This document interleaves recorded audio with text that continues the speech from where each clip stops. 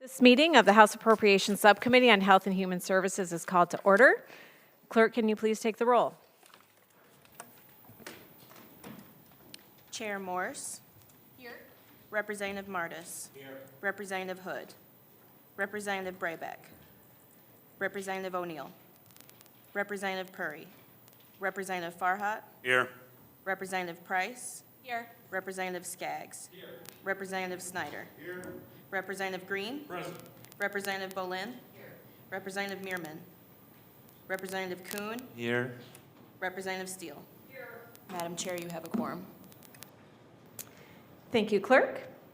Representative Martis moves to approve the minutes of April 3rd, 2023. Hearing no objection, the minutes are approved. Before we get started on today's hearing, I just wanted to acknowledge that a number of my colleagues and my whole staff are wearing pink today. We are raising awareness for breast cancer, which I am a survivor, and the reason we need to raise awareness is I was a young survivor at 38, never had a mammogram, and so we want to make sure people are paying attention, doing their self-exams, and if they find a problem, to make sure they reach out to their healthcare provider and pursue it. So today we are providing a hearing on the opioid settlement funding. As many of you know, as you all know in the room, the state at this point is going to be receiving over $1 billion over the next 20 years approximately for our opioid settlement with various organizations that were sued due to the opioid epidemic.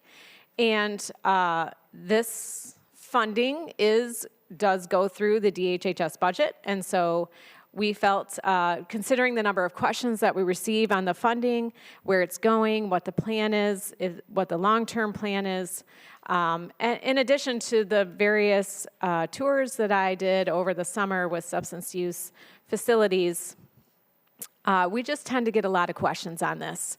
We're just at the beginning of this road, and I, do beg patience of the public in that we are, continuing to build our strategy for this, and so we are grateful today for our partners who are here to share with us the plans for the settlement dollars. So with that, I invite Dr. Natasha Bagdasarian and Jared Wilhotsky from the Department of Health and Human Services to present testimony.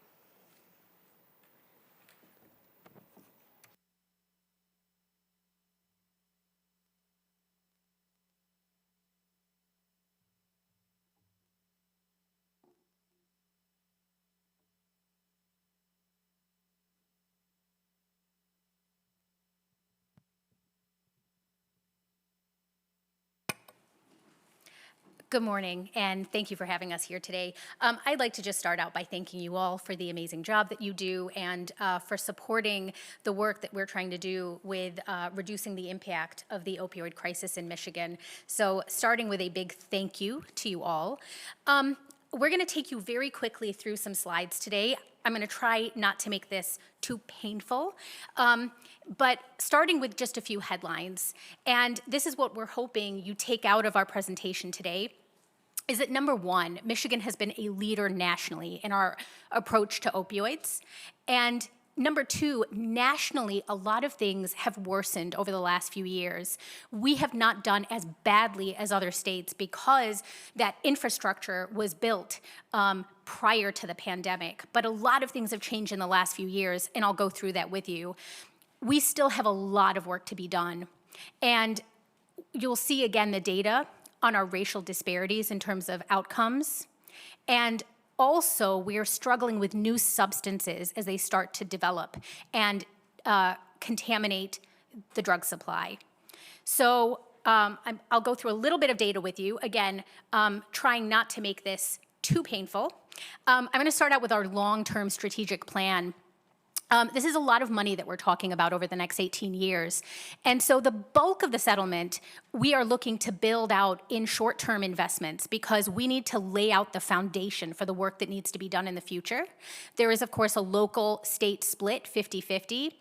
But we're also very interested in long-term investments and what this means in terms of building things for the long term, because opioids and illicit drugs are not going anywhere. And if anything, they will become more deadly. So we have to be ready for that. We have to be ready to pivot and move as things change, because we have already seen things change very rapidly over the last 5 years. And our goal is to continue Michigan's progress from having had one of the highest rates of overdose. So we were in the lowest quartile at one point, moving us into the best performing quartile. Go ahead, Jared.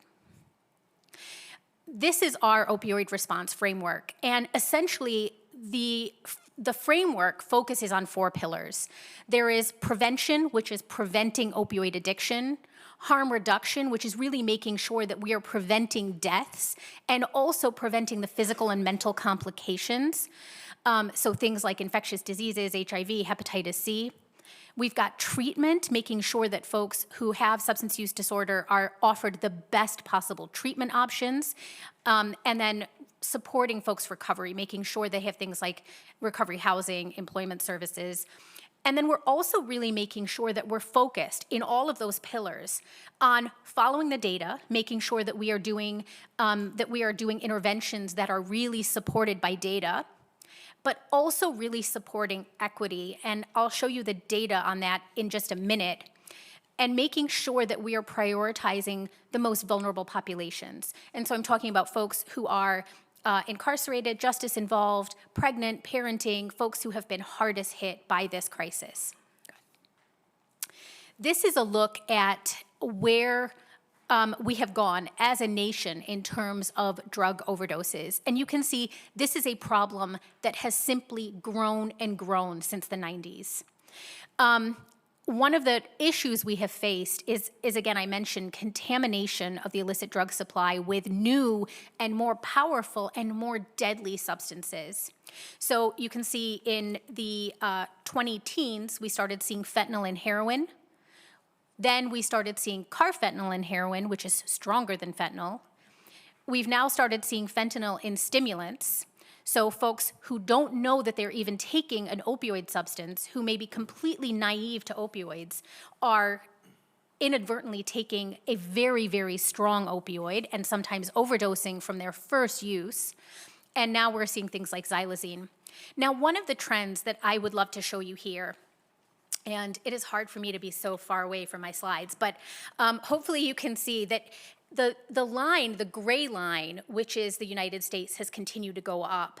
What we saw with Michigan was interesting. So we had a period of time between 2012 to 2017 where we were indeed performing quite a bit worse than the national average.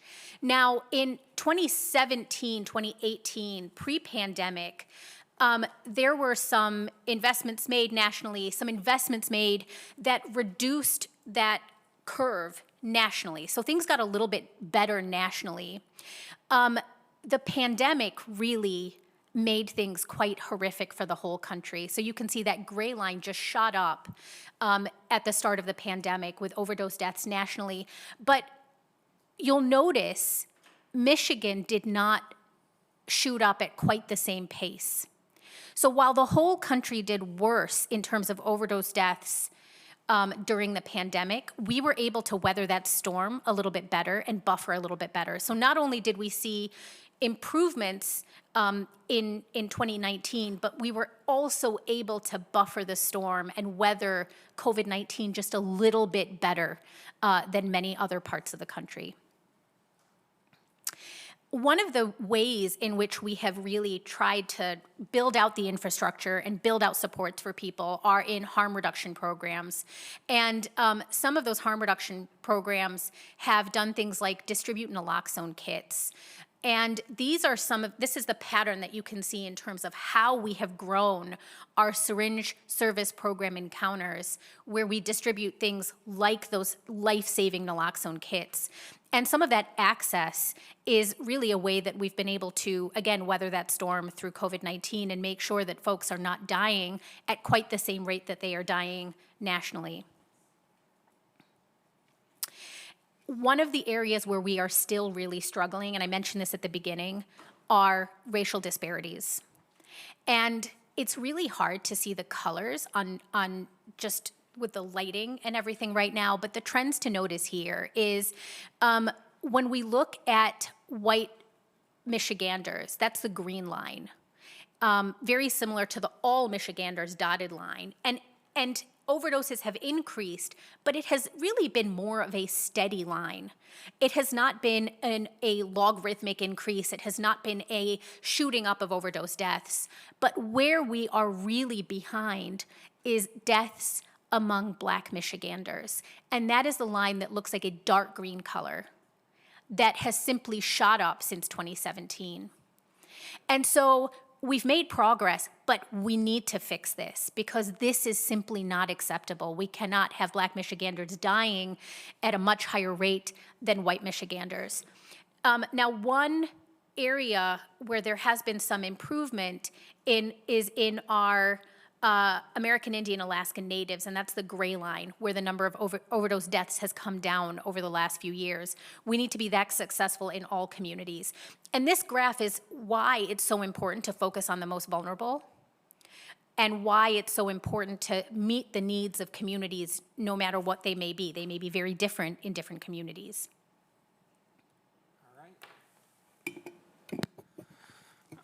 All right, so let's see if this works from here.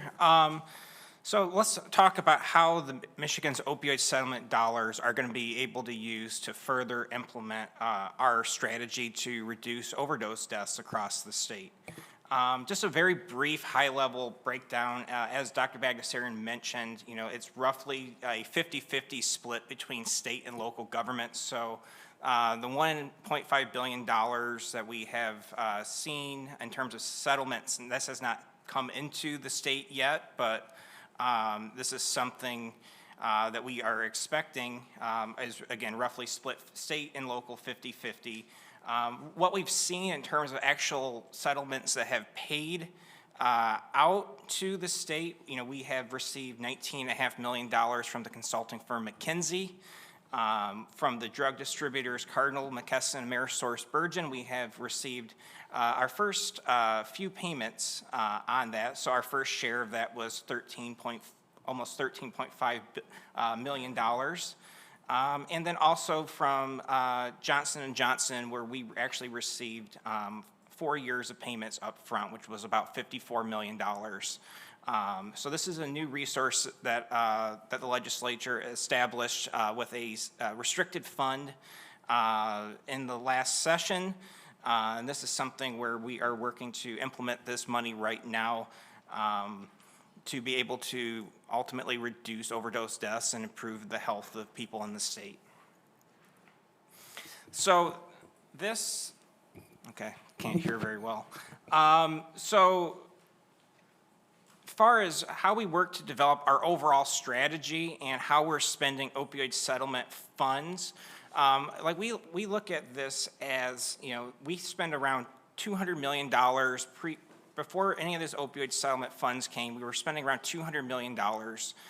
We really feel like this is something where we have to look at our broader overdose strategy and look and identify the gaps that this new funding can address. So, we work to use this money as a new resource to further implement a broader strategy. We have done, an extensive community engagement process over the last several years, building public feedback into our overall overdose strategy and specific to the opioid settlement. So this started in 2020 doing statewide town halls.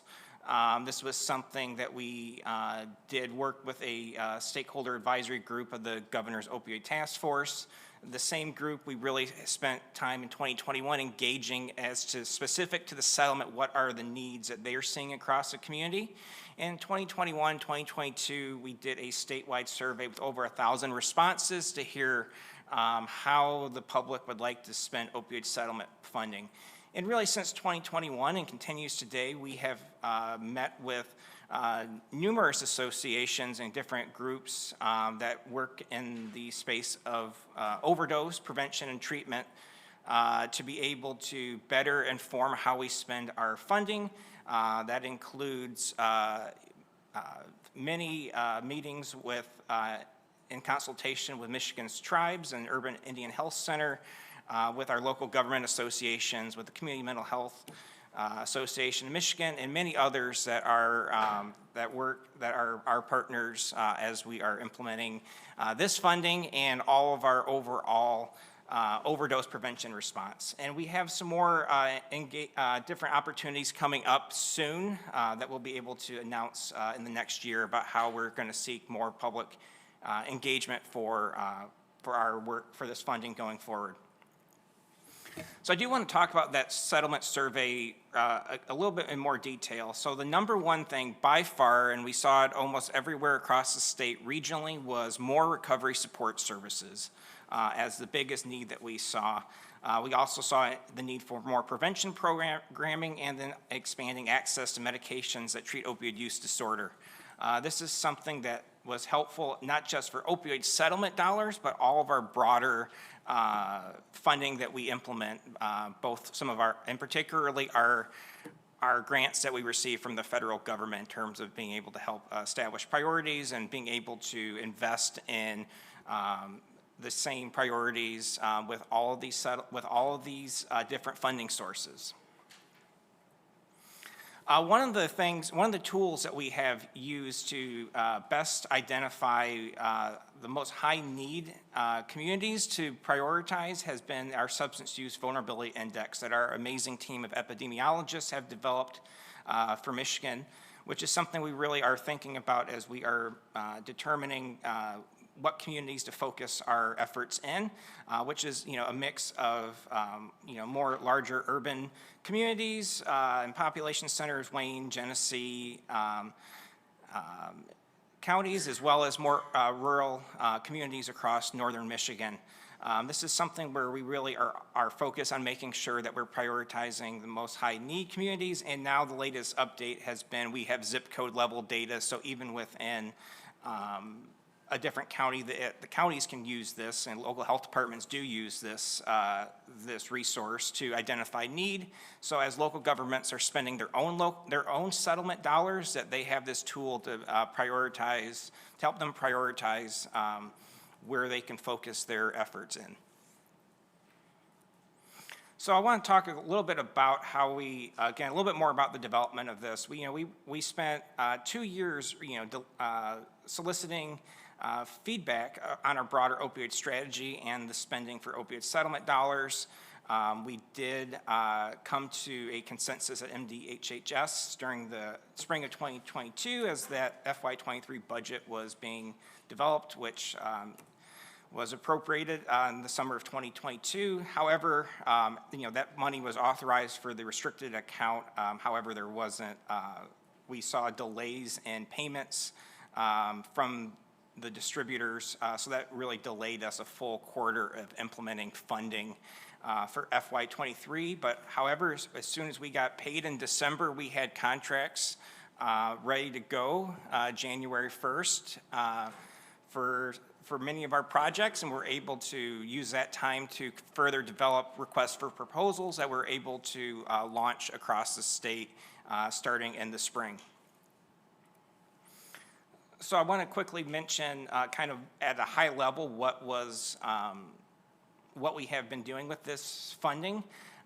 So this was FY23, which included the $23.2 million appropriated for FY23 plus the last supplemental of 22 that was approximately $16 million.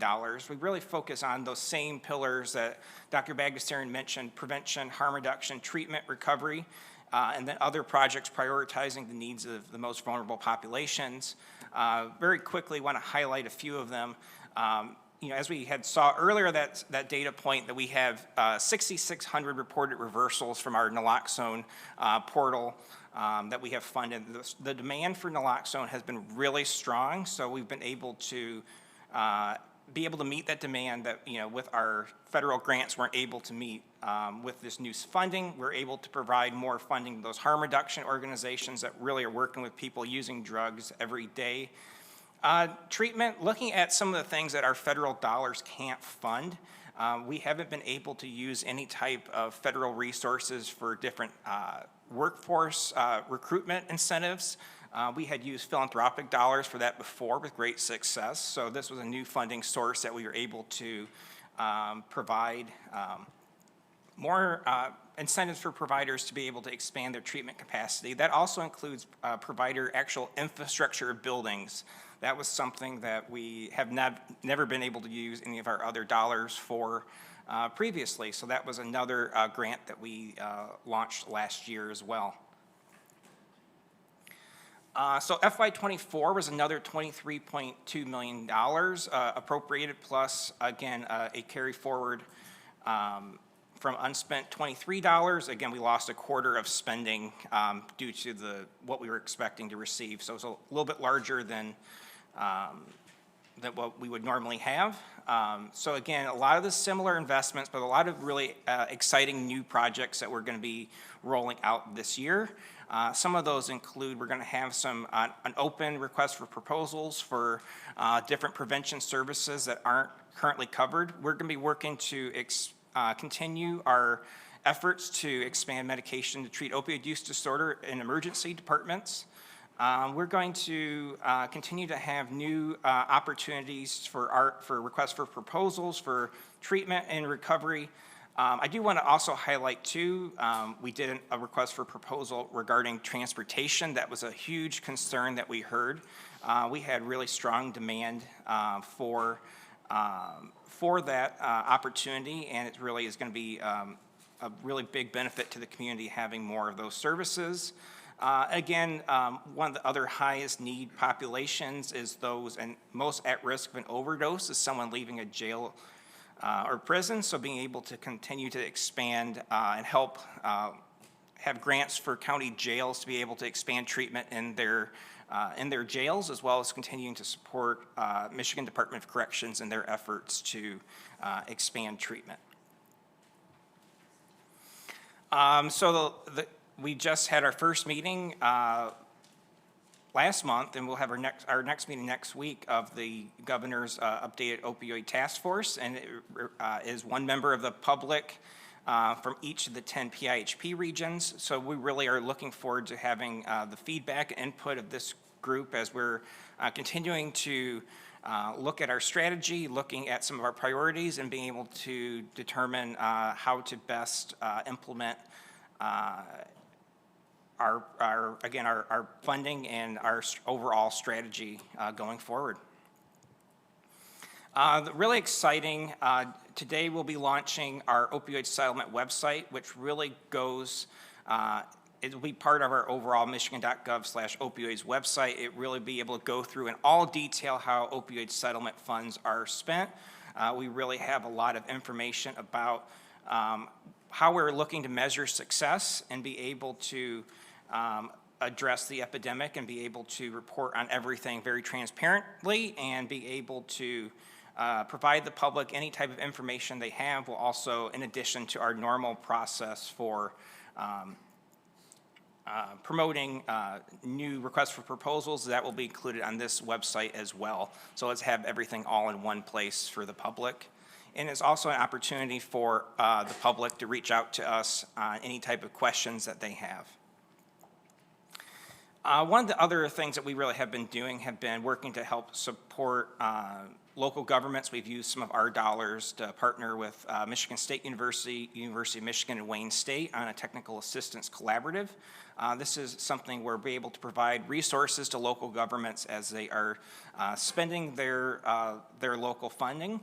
Some of the things that are part of this technical assistance collaborative is some individual technical assistance. Currently, we have 21 counties across the state that have requested support from the collaborative, mostly helping them with needs assessments. We're doing informational webinars, providing resources, and being able to offer community presentations.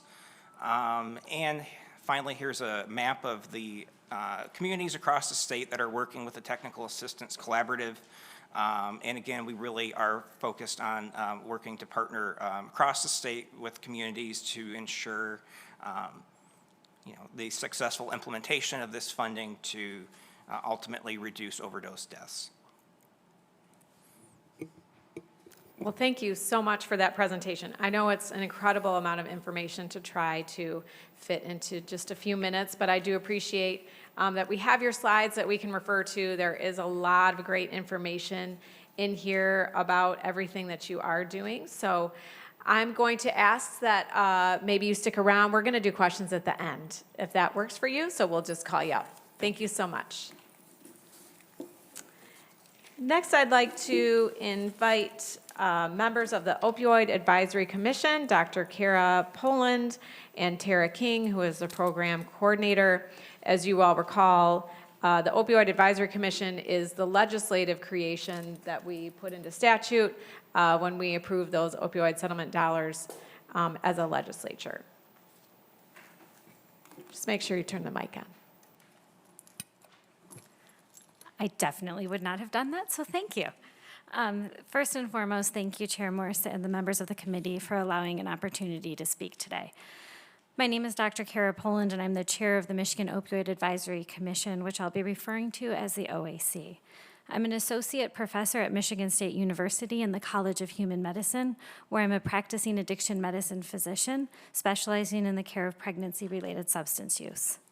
I'm one of the first 20 fellowship-trained and board-certified physicians in the United States in addiction medicine, the first here in Michigan.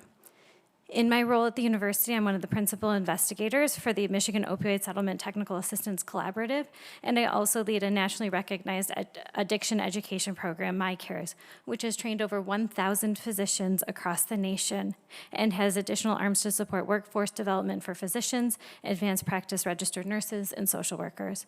I've served the state of Michigan in various capacities as an advocate and as a volunteer. I was appointed to the Board of Medicine by Governor Snyder and reappointed by Governor Whitmer, and I was part of the COVID team advising on substance use-related concerns. I'm the chair of the American Society of Addiction Medicine Public Policy Committee, where I write national policy for both the federal and across the 50 states. But perhaps, most importantly, I am a sister whose brother Max died 10 years ago of a self-inflicted gunshot wound resulting from his co-occurring depression and alcohol use disorder. My advocacy and volunteer service, that which takes me away from my own children, is done in Max's memory. And if by speaking today, I can help steer our state's use of these crucial dollars in an equitable, thoughtful, and transparent manner, I will honor my brother, his memory, and my children's future. My story is also not unique within the OAC. We're a group of community leaders who present with subject matter expertise in areas of health prevention, treatment, recovery, harm reduction, and the criminal legal system. We are also a group of individuals, many of whom have lived experiences, either personally or as family members of someone directly impacted. And I am just one of multiple members who have lost a loved one to overdose, substance-related death, and suicide.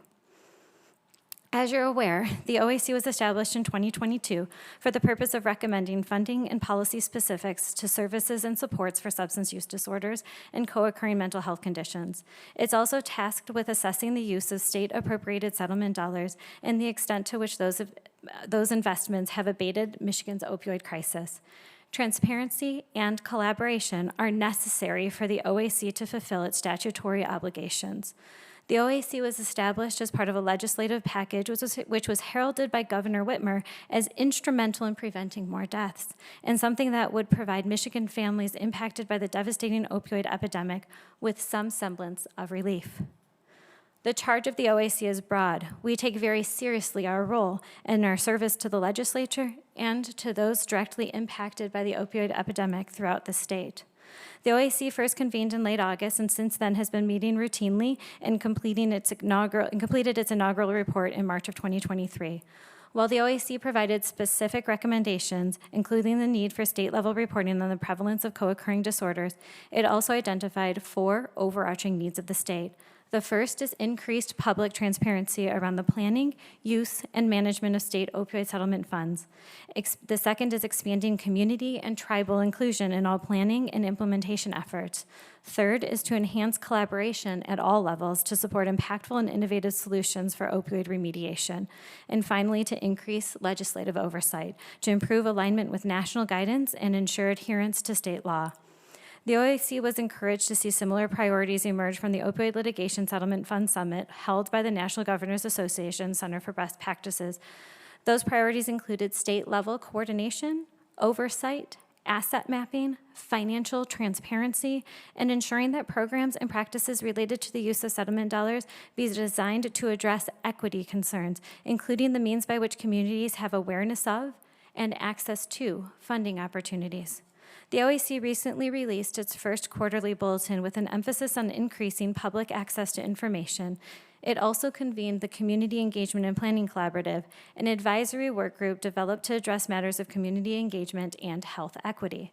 The OAC will be kicking off its Community and Voices initiative, including a community impact survey, which is currently available on the OAC website, weekly listening sessions, and strategic engagement with various community organizations and key groups.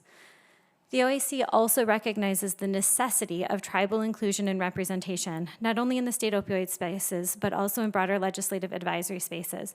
The OAC has drafted a provisional plan outlining proposed outreach efforts to both federally recognized and state historic tribes, and hopes to connect further with tribal leaders to solicit input and learn about tribal recommendations for the use of state settlement dollars and process improvements. The opioid settlements and the existence of the advisory groups such as the OAC and the Governor's Opioid Task Force offer a unique, if not unprecedented, opportunity for collaboration and strategic alignment at all levels. The presence of a lateral advisory group, as well as experts strategically embedded in local representative agencies, as seen with the Michigan Association of Counties, exists as a strength for our state. These groups are positioned to help do the work. They're comprised of leaders who are eager to apply their expertise to real solutions, helping not only develop and align state and local response efforts, but working together to innovate and optimize all products, policies, and recommendations for impact, equity, and sustainability. Michigan continues to do meaningful work, and there is the potential for enhanced coordination and alignment at all levels, but there are also ways we could improve. Presently, the Opioid Settlement Tracker lists Michigan as one of only 16 states that has not committed to publicly reporting any of its settlement spending. It is important to understand that each state is unique in the national opioid settlement spaces. There are differences in the structure and language of each state settlement agreements and their unique response frameworks.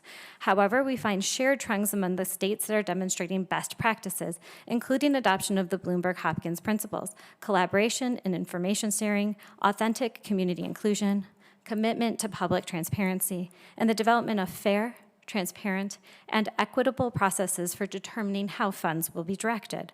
To use one of our Great Lakes states for comparison, in Wisconsin we see accountability demonstrated in annual settlement spend plans that must be approved by its Joint Commission on Finance, public transparency demonstrated in detailed quarterly reports on the expenditures and status updates for each investment area. These reports are easily and publicly accessible through the Wisconsin Department of Health Services website, with the most recent report posted on September 29th of 2023. We also see community inclusion demonstrated in listening sessions held throughout the state, from which emerged actionable information for investment of settlement dollars.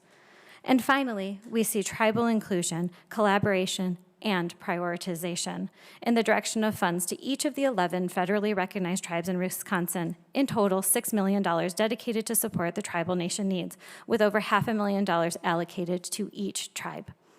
There are only a few examples of promising practices. These are only a few examples of promising practices we see demonstrated throughout the country, and we encourage this committee to not only consider what other states are doing, but how these practices reflect a larger commitment to the principles of equity, transparency, collaboration, inclusion, and justice. The OAC commends Chair Morse and all committee members for helping to support the health and wellness of Michigan's communities. And if there is one thing you take away, please take away the understanding that these dollars are different. To all the communities in this state, especially those made vulnerable to adverse substance use outcomes, these dollars are different. To all the individuals and families directly impacted by addiction and mental illness, these dollars are different. To our Black residents who are dying from overdose at over twice the rate of white residents, these dollars are different. To our rural communities and Indigenous populations that experience the longest wait times for access to care, these dollars are different. To the families of the nearly 3,000 residents who died in 2022 due to overdose, these dollars are different. And to the families of the nearly 8 individuals who will die today in Michigan from overdose alone, these dollars are different. Please take a moment to reflect on the fact that these dollars are different. They're different to the communities you represent and to the people who elected you to serve as their voice. The reality is that people are dead. Your constituents are dead. And the impacts of the opioid epidemic continue to reverberate in every community throughout this state because we are still in a crisis, the effects of which will endure for generations. While no amount of money can change the loss that our communities have experienced, what can be done is to honor, respect, and understand the reasons behind these dollars. There is a responsibility of the highest order to be intentional and conscientious of how opioid settlement funds are planned for, used, and managed. That means that every decision, every process, every program, and every practice should be thoughtfully considered to be inclusive of the community, representative of communities disproportionately impacted, and informed by the experiences of individuals and families throughout the state who have been directly and deeply impacted. I have hope that with an appreciation of this reality and the unique expertise that exists on the OAC, the Opioids Task Force, within the Department of Health and Human Services, and our local and tribal partners, and most importantly, within our communities, that collaboration at all levels and a meaningful path forward can be achieved.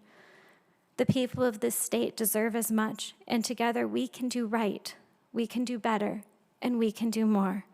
In honor of those who have lost their lives to addiction and mental illness, and those that work to prevent further loss, thank you for allowing me to address the committee today.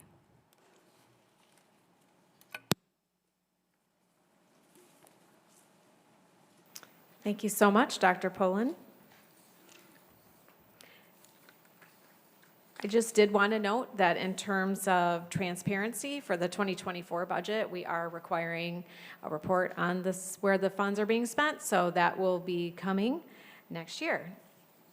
And we're going to move to Brad Casemore of Southwest Michigan Behavioral Health, who happens to serve on both the Opioid Advisory Commission as well as the task force. So welcome, Brad. Thank you for being here. Good morning. I'm happy to be here. Thank you for allowing me to testify. My name is Bradley Casemore, and I'm speaking today as CEO of Southwest Michigan Behavioral Health. Southwest Michigan Behavioral Health is a regional entity created by 8 community mental health authorities. We are also a state-designated community mental health entity with statutory roles and responsibilities in substance use disorder prevention and treatment policy, planning, program, and performance in our region. I'm proud to serve as a legislator-appointed commissioner on the Opioid Advisory Commission and a Governor Whitmer appointee to the Opioids Task Force. My career-long dedication to demonstrably improving policy and practices in substance use disorder services was reinvigorated because of a loved one experiencing an opioid disorder. As a direct result of the diseases and treatments of 3 cancers, 7 back surgeries, and a tremor disorder, my wife became addicted to both opioids and benzodiazepines. Her suffering is similar, though not as severe, fortunately, as that of many other Michiganders and their families. With competent professional care, she is a continuing joy to me, 5 children, and 7 grandchildren. My condolences to all of those who have suffered from opioid use disorders directly and indirectly, and my gratitude to healthcare and human services professionals who recognize opioid use disorder with the skill and compassion to support treatment and recovery without negative judgment. To follow up on some of the prior comments, I too recommend strict adherence to the Johns Hopkins Bloomberg School of Public Health principles, and I'll mention just a few of them. A full list is in my written testimony. 1, spend money to save lives. In order to do that, I recommend to support and resource the Michigan Association of Counties, Michigan Municipal League, and the Michigan Townships Association in their opioid settlement technical assistance efforts to their members. I also think it important to avoid demonizing opioids.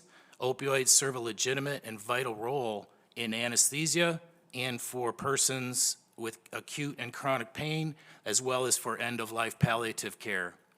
Support and protect well-guided prescribers retaining this difficult role of managing opioid administration and prescription for individuals. In addition, create and resource career paths and educational tracks for those dedicated to the field of recovery, especially those with lived experience, both directly and indirectly. Resource stigma reduction programs, enhancing recognition of opioid use disorder and other chemical dependencies as disease processes and not moral failings. Further, use evidence to guide spending. Synchronize and leverage the work of the Opioid Advisory Commission, the Opioids Task Force, MDHHS, and all of the municipalities using opioid settlement funds. In addition, honor and leverage the roles, authorities, and expertise of the 10 state-designated community mental health entities, AKA PIHPs, each of which are driven by data-rich community needs and strategic plans. 3, invest in youth prevention. Resource programs and services on a long-term basis for families, particularly youth, distressed and disabled by a loved one's opioid use, overdose, or death. Rely on subject matter experts, such as the National Association for Children of Addiction. Resource school and community and professional development efforts to broaden and deepen the knowledge, skill, and abilities of all to best serve our youth. 4, focus on racial and ethnic equity. Destruction and deaths from opioid use disorder are disproportionately abundant in communities and persons of color. Resource, measure, and improve healthcare access, quality, and outcomes for all of Michigan's citizens with a particular focus on decreasing racial and ethnic disparities. 5, use fair and transparent processes to decide where to spend. Resource via legislation reporting of and accountability for both state and municipal opioid settlement funds use and effectiveness. Adhere to the letter and the spirit of the applicable opioid settlement approved remediation uses found in an exhibit of the master settlement.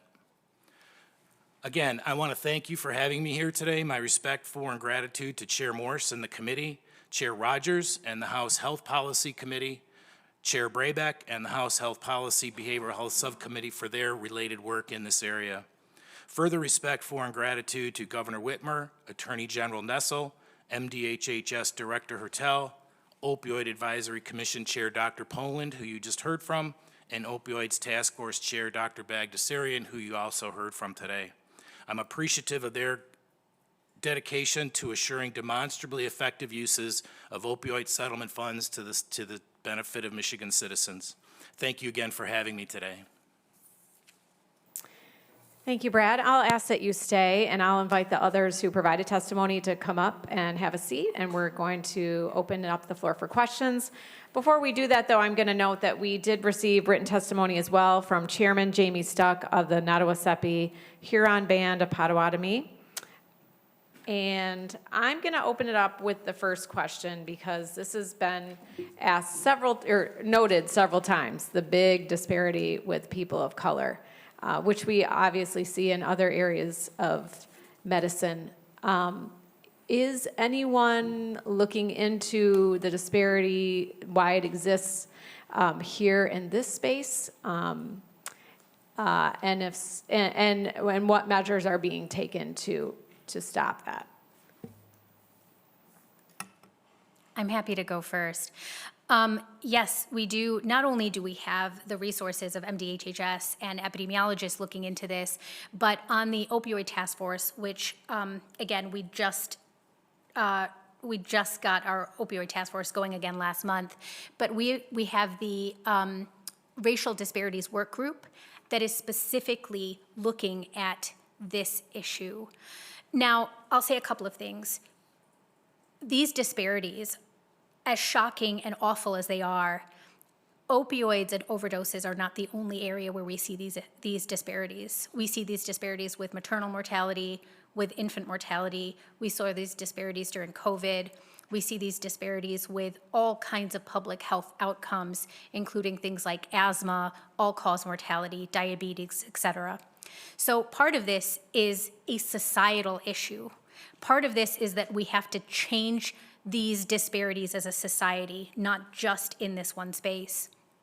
But the other part of this gives me some hope, and that is when we have come together and looked at this problem in a very specific and deliberate way, talking to voices within the communities who've been affected, for example, in opioids, we managed to make a difference. So we, for example, had the opioids racial disparities task force, and we were able to make real change and saw some of those disparities with COVID outcomes. We saw those actually go away with some of the initiatives that we took.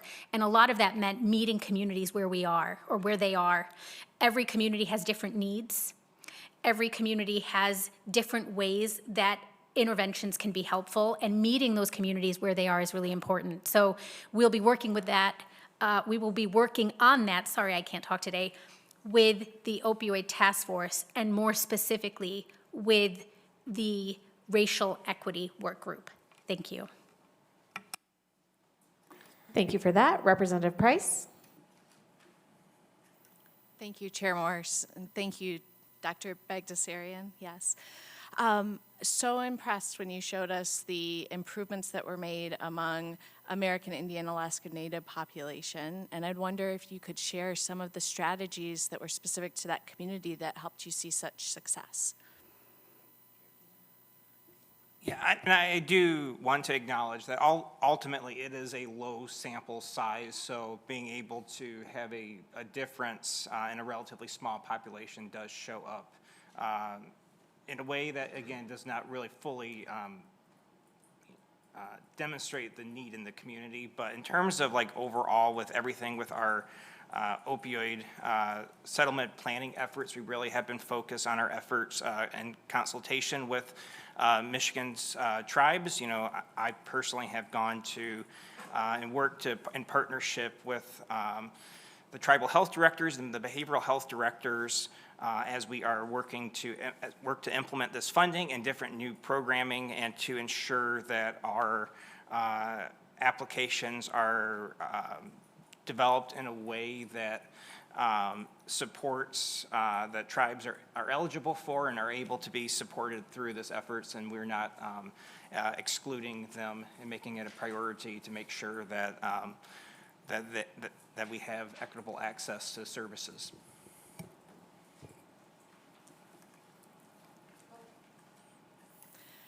Could you provide an example of programming that would be relevant to that community that isn't offered in other communities, just so we can see an example of the kind of way that the offerings might fit or be tailored to a community? Yeah, I think, you know, in terms of making sure there's just different, some of it is making sure that there's just different, you know, just kind of differences in terms of how services are delivered, and making sure that it's delivered in a way that a tribal health center is able to implement and not be, you know, one size fits all across the state, and understanding that we are working to consult with tribes to make sure that they are, that those services are delivered to them. You know, I think it goes back to this issue of meeting people where they are, and the idea of working with trusted messengers. So as we have met with different tribal health centers and different tribal leaders, what we've seen is that the medical director of the tribal health centers is often a very important person in the community and can do a lot of local good because they are known and a trusted partner. And I think when I talked about the COVID response and meeting communities where they are, that was also really important there. So it's this idea of working with folks who are really trusted members of that community, who, when they are giving information, advice, offering treatment, offering support, there's someone who's a known entity rather than the state coming in or an outsider coming in. So I think that that has really been key, is to have these medical directors who are embedded, known, trusted figures in the community. That makes a lot of sense. Thank you. Representative Price, if I can add, is that okay? So one of the unique, is that okay? One of the unique opportunities with the opioid settlement dollars is, unlike some of our federal dollars, they're not restricted away from some of the traditional tribal healing practices. And one of the key opportunities, one of the key ways that we see to both prevent and treat substance use, there's a famous researcher named Bruce Alexander out in British Columbia, and he says the opposite of addiction is connection. And so one of the opportunities that we see with these dollars, and you asked for tribal-specific examples, would be things that we could do to support traditional healing practices and traditional wellness practices in those communities. Obviously, that statement could be translated to other communities, as Dr. Bagdasarian is so eloquently just discussed already. But that would be kind of a very specific example of a potential opportunity should we elect to use the dollars specifically to tribal populations. Thank you. Thank you so much, Dr. Pullen. Representative Steele. Thank you. And I was just going to piggyback on Representative Price. Is like the success rate for the Native Americans is so profound that some of those practices, it would be nice to be able to utilize them in the communities of the Black communities where the level of use was almost the exact same at the exact time, and one has almost went in half versus the other has not. But using those practices would be good, but that's not my question. My question is, I'm not real clear on the local portion of the allocation and how that, like, the state has their plan, and how does it get allocated on the local level? Say you say 50% of it goes to locals. So I had seen statistics like a couple years when I was working for local government of what my local community might anticipate as a grant. And then we would allocate that grant to North Oakland Community Coalition, which is about drug substance abuse restraint at the high school level, and they were very big advocates in our community to get the drugs out of the high schools per se. And we had thought as a local government that that would be a great use of funds because they have their budget's like $20,000 to be able to really plant that message on the front side as in an education process. And I'm hoping that that is going to be utilized in those prevention categories. And so I can't see with any of this information how 50% of it goes to locals. How does it get allocated for communities like such programs that I know that are good? Thank you. I can answer, you can. Well, I can just, the money that goes to locals, Rep. Steele goes directly to them. It's 50%, but it goes directly to the locals, and they have total autonomy in deciding how to spend those dollars. So each township per se, or each city in each village gets an allocation based on? Representative, it comes through the Attorney General's office, and the Attorney General's office is the adjudicating, quote-unquote, body for those dollars. Tara, do you want to describe that a bit more? First and foremost, thank you all for having us here today. My name is Terry King. I'm the program coordinator with the Opioid Advisory Commission. And Representative Steele, to your point, I certainly do not want to speak for the Attorney General's office, but just to provide some clarity with how some of the settlements that are in active payout right now are working. And our partners at the department, feel free to jump in at any point.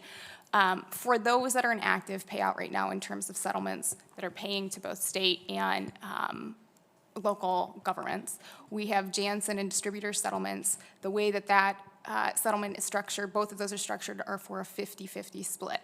So as Chair Morris had alluded to before, 50% of the awards from those settlements are funneled directly to the state. Those go into the Michigan Opioid Healing and Recovery Fund.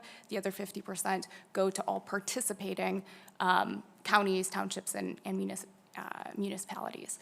The other piece to look at for those particular settlements, and I think this was pointed out at least by Dr. Poland, and is some of the work that we're doing on the Opioid Advisory Commission, is really emphasizing the importance of bidirectional communication, community engagement, and meaningful dialogue so that there's awareness of what is occurring at every level, whether it be on the city level, a township level, county level, and what's occurring at the state level.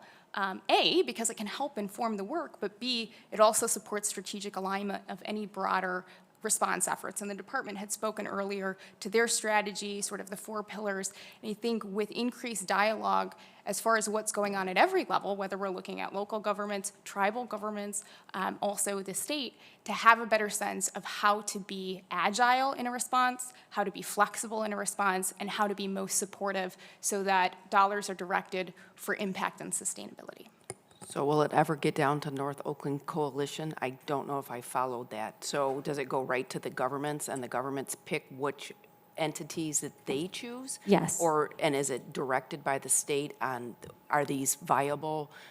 Is there a clawback provision that these are not viable clubs or groups? I mean, it's $50 million, right, that we're talking about that go to locals. So I'm just trying to follow to make sure it goes to the right places. So I'm not sure if I'm convinced at this point. There's, in the settlement for that 50% that goes to localities, there's no requirement for reporting on what they're doing with those dollars, which makes it a little bit challenging for any of us to determine exactly what's happening with them.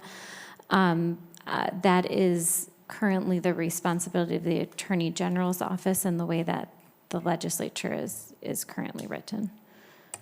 I would just add as well, and again. Or, I'm sorry, the settlement is written, I'm sorry. I would just add, the Attorney General's office is probably the best resource to report on this. So the information that I'm providing right now is essentially a sum of what's publicly available, but with the settlements that are paying out to both Janssen and distributors that are paying out to locals right now, as well as the state, there's an exhibit within those settlements called Exhibit E, and that ultimately guides the spending. So it provides for core strategies and approved uses. Ultimately, it's a non-exhaustive list of allowable uses for funds. So there's specific items indicated in that. To add to what Dr. Poland had contributed, the reporting requirement there is one, but it's ultimately for dollars that are not used on opioid remediation. And I'm just reading directly from the distributor settlement here as far as the definition of opioid remediation. So that would be care, treatment, and other programs and expenditures, including reimbursement for past such programs or expenditures, except where this agreement restricts the use of funds solely to future opioid remediation designed to, 1, address the misuse and abuse of opioid products, 2, treat or mitigate opioid use or related disorders, or 3, mitigate other alleged effects of, including on those injured as a result of the opioid epidemic. Thank you. O'Neill, Representative O'Neill. Thank you, Madam Chair, and thank all of you for being here today. Really astounding data and stats.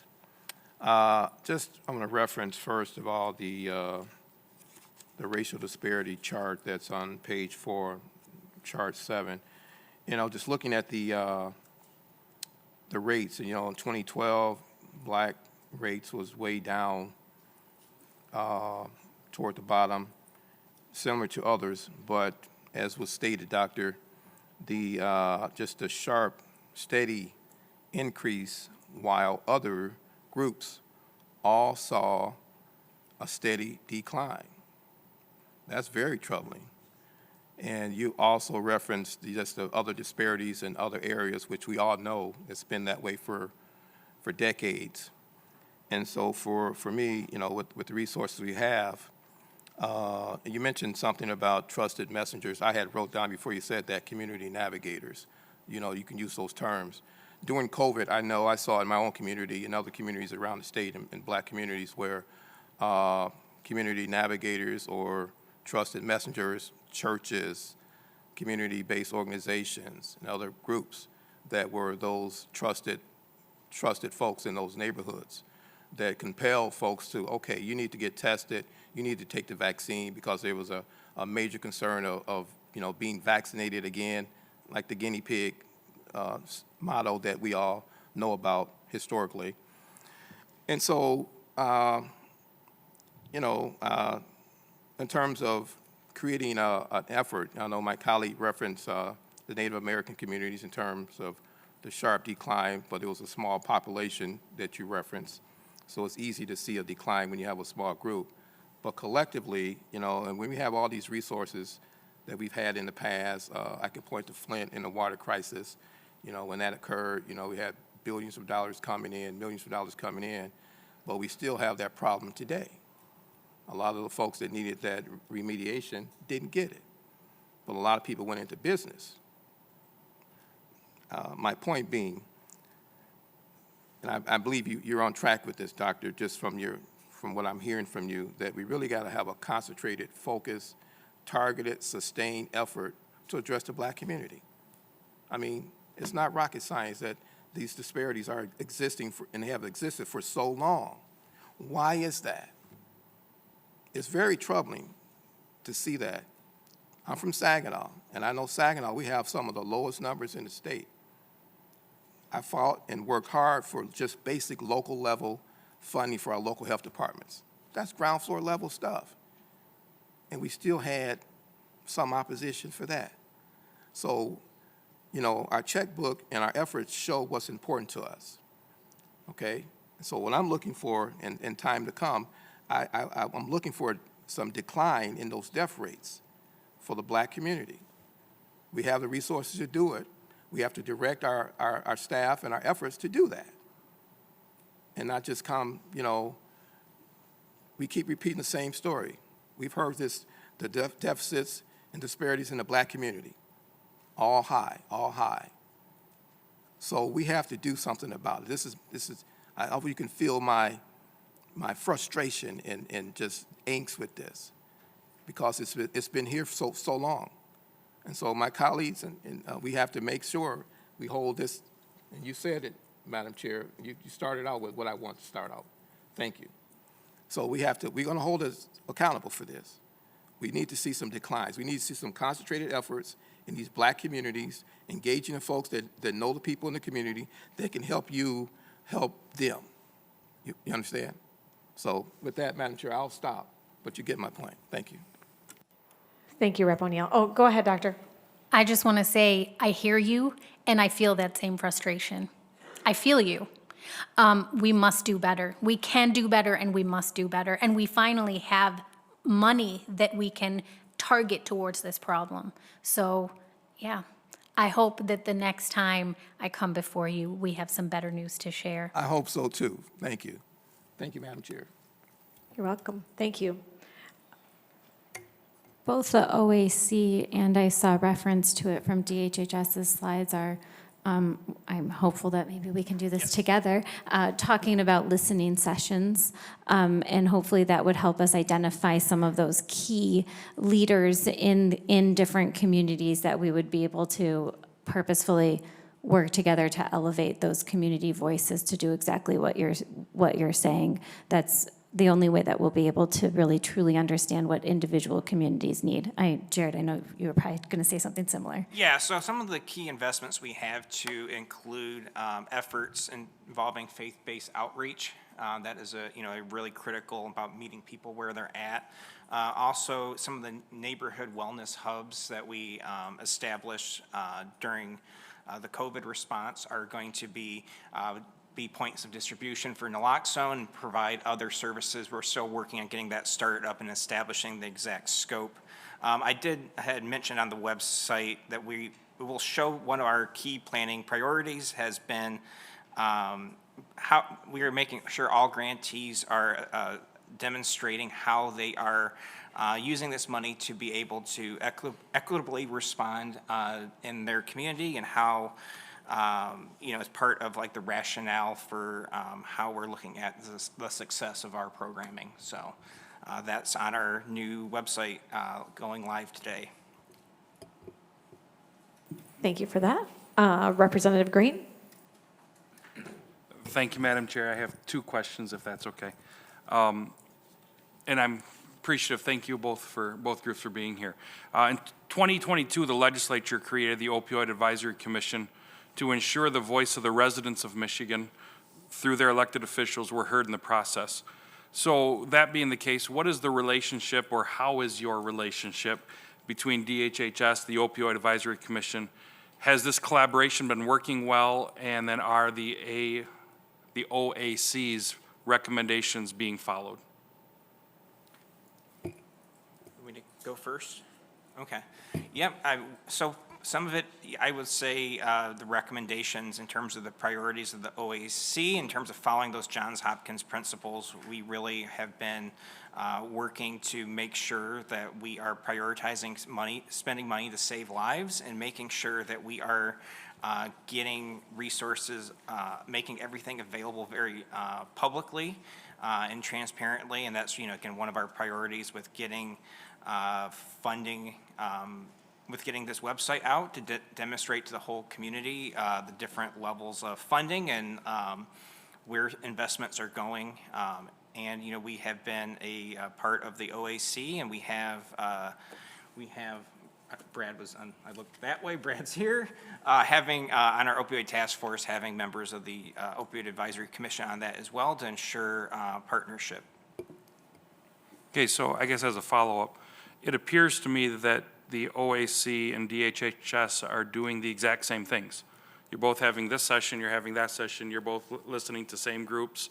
The intent of the legislature was for these two organizations to work together, with AOC giving guidance to DHHS in lieu of the legislature. So I guess, rephrase, is that happening? Yes, we are working with the Opioid Advisory Commission, and certainly working to incorporate their recommendations within our work. So I am just going to add that if you look at our annual report and you look at our quarterly bulletin, we would like to see more meaningful collaboration between the OAC and the Department of Health and Human Services. It has felt at times that there has not been meaningful collaboration or bi-directional flow of information, which we would like to see more of. I am hopeful that looking forward, that the opioid task force, now that it's convening, and the OAC can follow the spirit of the law more appropriately, to your point that we're all looking at the same data, we're all looking at the same information. Hypothetically speaking, we've struggled at times receiving information. We've only been able to access that which is publicly available, which has been a limiting factor for our ability to meaningfully work together, in my personal opinion. Thank you. So I guess my second question, the guidelines given to the local communities and how they can spend the money. In general, we have Appendix E that gives the requirements, right? I'm hearing that local governments are spending it on body scanners. Local governments are spending it on just a couple of different things that you scratch your head going, how is this actually addressing the opioids? It seems like they're trying to close budget gaps. So with that being the case, let's see here, with that being the case, how are we tracking the dollars and the programs that they're put into to actually find out if what we're doing is making a difference rather than just throwing dollars? Is there a way to do that? If you look at page 6 of our quarterly bulletin, the one that matches the curtains in the room, it talks about local reporting through the Michigan Association of Counties. So they're actually partnering with public sector consultants in McCall Hamilton to do some advocacy around harm reduction services and local reporting, and incentivizing reporting on the settlement dollars in specific. Currently, there is a staff person at MAC who is funded by Vital Strategies through the Bloomberg dollars. That position will be expiring next fall when Vital Strategies leaves the state of Michigan. And it's unclear if that particular position will be continuing, but that is one of the points for locals. I am one of the experts on the Michigan Technical Assistance Collaborative. As I'm sure everyone is aware in this room, Michigan State University is a land grant-based organization. We have a brick and mortar in every county, so the community assessment and engagement that Jared mentioned earlier is being in large part led by MSU, and the learning sessions are being led by the other universities. And part of that is to help the counties. It's an opt-in program, but I think we're at 21 counties have opted in. So to receive some technical assistance in terms of performing an evidence-based needs assessment for their communities. And then we work closely with MAC on that program. We work closely with one of Jared's staff people at the department, Brandon Houle, to help us identify counties, to help us kind of quote unquote advertise this as an opportunity to support the local communities in making evidence-based best practice decisions that kind of follow the spirit of that Exhibit E. Thank you. Thank you, Rep. Green. And our last question is Rep. Kuhn. Thank you, Madam Chair. Rep. Green has covered some of the important issues here, but I'd like to ask HHS, please work closely with the OAS here to assure that their recommendations are implemented in the department, not just rhetoric. Thank you. Well, that concludes the questions, and I just want to thank our panel for being here today to provide testimony. We have a long way to go with this money, and it is my sincere hope that the state of Michigan really does everything it can, not just with the state dollars, but to continue to partner with our local governments to ensure that we are, having a collaborative effort to make sure we're using these dollars wisely, because we really have a fantastic opportunity to do such incredible work in our communities and stop this opioid crisis and stop the death. And I know that together we can do it. So thank you all for being here. I did want to note also that the Michigan Association of Counties submitted written testimony. Rep. Green moves to excuse absent members. Hearing no objection, absent members are excused. And seeing no further business, this meeting is adjourned.